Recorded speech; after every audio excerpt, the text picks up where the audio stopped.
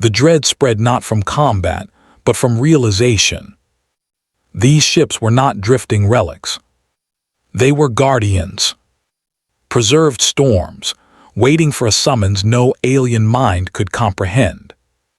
When the first of the awakened Terran warships entered FTL, dread consumed the galaxy. They were not bound to the nebula anymore. They were moving. The sky filled with ghosts. The Corthan Dominion was the first to see them. Over their colony world of Selkaris, the night sky burned. Hundreds of human warships emerged, their hulls blotting out the stars. They did not attack. They did not speak.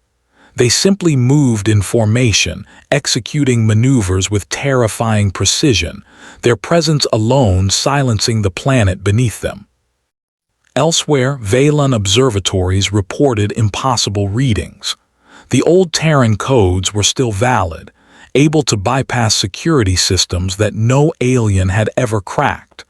Docks opened for them. Stations obeyed them. It was as though the galaxy itself had been programmed to never forget humanity's command. And the fleets kept spreading. Ghost armadas, once thought shattered, moved through sectors like phantoms. Not a single ship faltered. Not a single formation broke. Aliens tried to intercept. Their fleets disintegrated. The Terran warships did not fight with rage. They fought with cold efficiency. Ships disappeared in sheets of fire. Defense lines collapsed before they could fire a shot. It was not war. It was memory, the execution of doctrines written by human admirals long before alien civilizations had even risen from their homeworlds. To face the awakened fleet was to face inevitability. The dread that will not die. Whispers spread across every council chamber, every military forum, every shadowed corner of the galaxy. If this was their forgotten arsenal, what else had humanity hidden? Had they seeded fleets in other nebulae? Buried weapons inside stars? Stored soldiers in the frozen crust of forgotten colonies? No answer came. Only the silence of the warfleet, moving ever forward, engines humming like the heartbeats of giants. The galaxy realized a truth it had laughed at for centuries. Humans do not die easily. They do not let their fleets rot. They preserve storms. And when the storms awake, the stars themselves bear witness to terror. Because in the void, one legend had proven real. The Terran Navy was never gone. It was only waiting. Forgotten silence among the stars. For ages, the galaxy had told itself a story. Humanity was finished. The chronicles of the great races, the Vadran, the Soltari, the Kesh Dominion, spoke of an old species, fiery and violent, who had once hurled fleets across the void. But those records ended in silence. Earth was said to have burned itself into ash, its colonies scattered, its armadas dissolved into dust. No living alien had seen a human ship in over 1,000 cycles. The archives reduced them to whispers, artifacts buried in forgotten data vaults. At diplomatic tables, human history was mentioned only as a cautionary tale.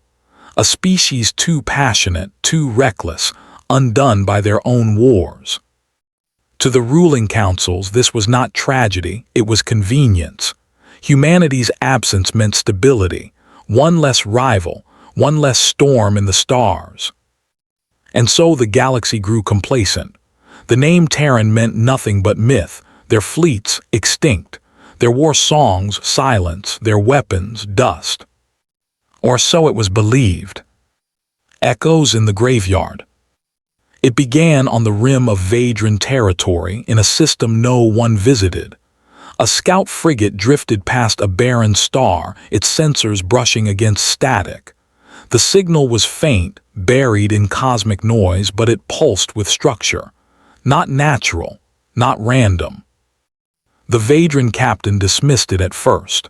A glitch. interference from ancient wrecks. Still, protocol demanded a scan, and the scan revealed something stranger still, a scattering of metallic signatures orbiting a dead world.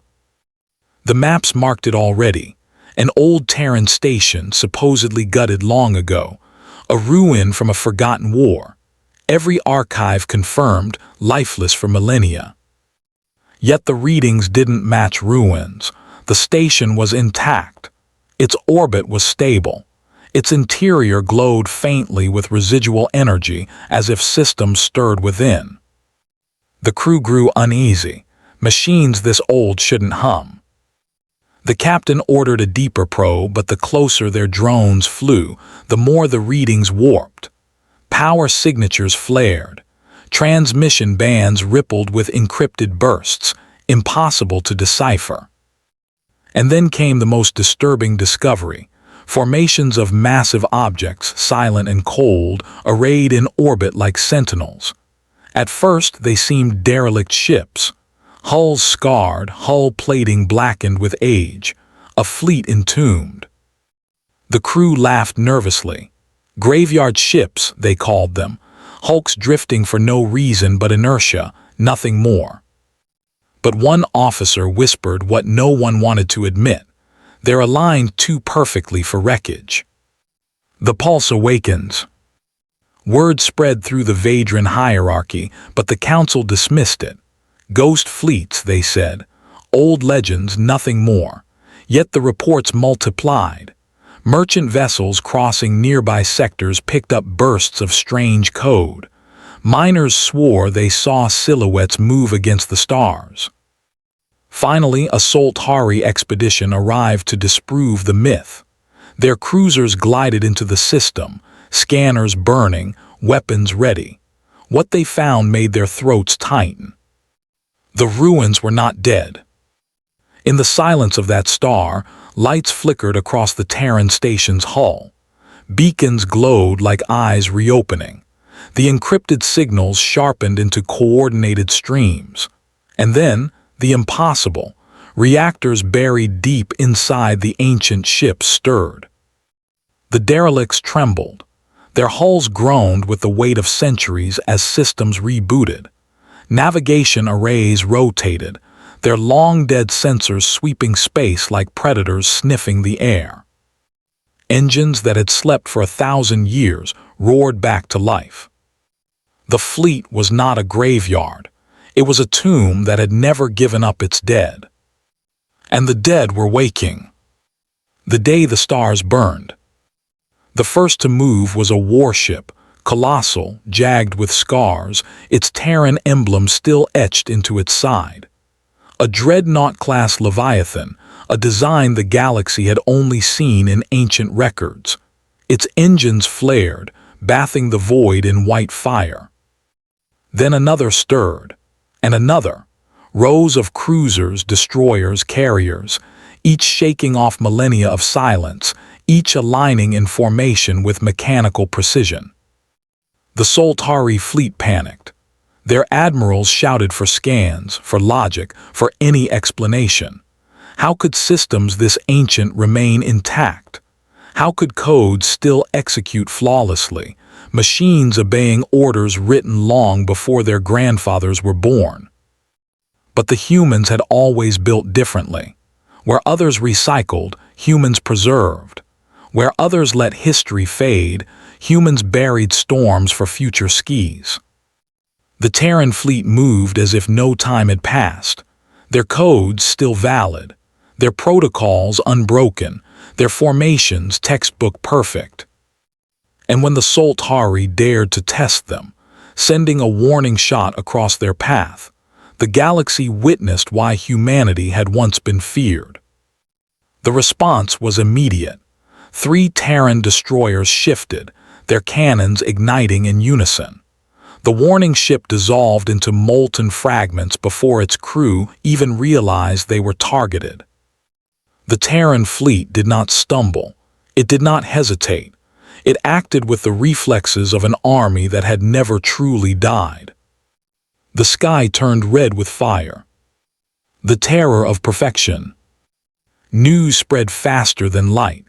Entire sectors filled with whispers the lost fleet had returned. Some called it a myth reborn. Others called it a weapon unearthed. But the truth, plain and cold, was this: human warships, millennia old, outclassed every modern vessel sent against them. Alien fleets tried. They hurled cruisers and dreadnoughts into the storm, yet their tactics faltered against precision they couldn't match. Terran ships moved like phantoms, predicting maneuvers, countering strategies written in databases no alien had ever cracked. The strangest part: the humans themselves were nowhere to be seen. No living Terrans broadcast, no faces appeared on screens. The fleet operated on silence, guided by programming or something more. To the galaxy, it was as if Earth's warriors had built their ships not merely as tools, but as guardians, watchdogs that would rise when the stars demanded it. Each battle was a lesson in dread. The lost fleet did not waste fire. It did not chase retreating foes. It only destroyed what stood in its path, advancing deeper into the void with implacable will. The stars bore witness to something worse than extinction. They bore witness to endurance. What else sleeps?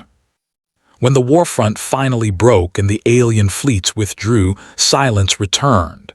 The Terran armada held formation, unmoving, waiting like statues of fire and steel. No one knew their purpose. No one knew their orders.